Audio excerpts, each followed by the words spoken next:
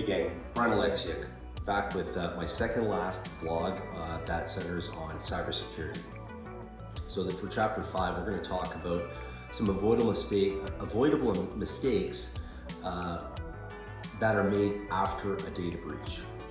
So when executives or business owners or decision makers flub their response to a breach, they can magnify and extend the damage to their customers, their organizations, and even their own reputation.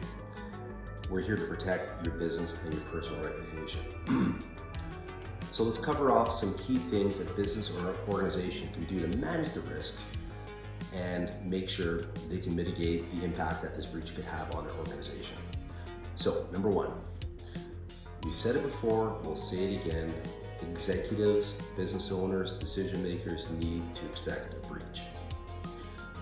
And with that expectation, you need to have an incident response plan in place before it happens. This is not a reactive thing.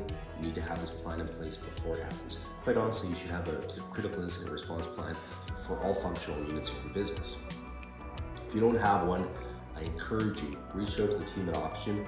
We've built a critical incident response team for a multitude of different functions, both internally and for our clients. We can help you create one.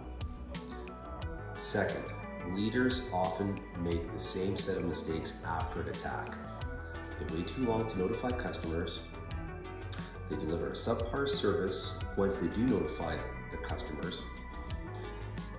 And when they communicate the breach, they can issue confusing and incorrect information about the attack and then fail to accept accountability.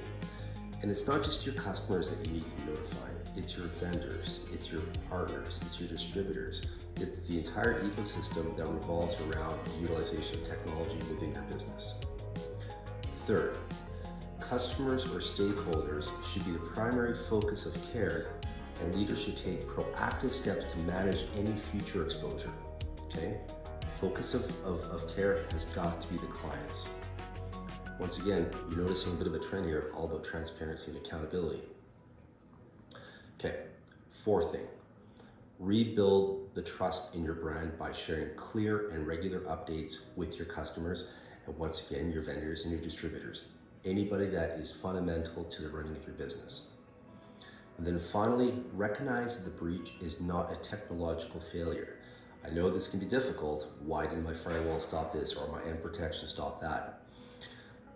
But own it from an organizational perspective and take full responsibility. A good example that I like to talk about is during the SolarWinds breach of December of 2020, the company presented a great case study of how an organization needs to do exactly what we're talking about. The breach occurred months before. It was identified through a number of their key accounts, whether it was Fortune 50 companies or government institutions, huge point of exposure.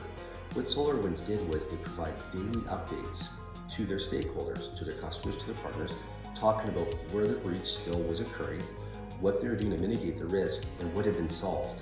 They're giving a clear path on a daily basis. This is a great example of what an organization can do. It's a big company, but learn the lessons from the lumps that these large companies have taken. So, in conclusion, one of my favorite podcasters, a gentleman by the name of Scott Galloway, he's a professor of economics at NY University. He would say during a crisis, and a security breach would constitute that, a leader must do 3 things. Number 1, acknowledge the issue. Number 2, take responsibility. And 3, overcorrect. So once again, acknowledge the issue, take responsibility, and overcorrect. 3 steps that any organization, business owner, decision maker, IT executive can take when something critical like a breach does occur. So if you have any questions, concerns about your company or your organization's ability to respond to a data breach, feel free to reach out to the team at Oxygen. We'd love to help. Once again, I'm Brian Alexiak. Looking forward to talking to you next time.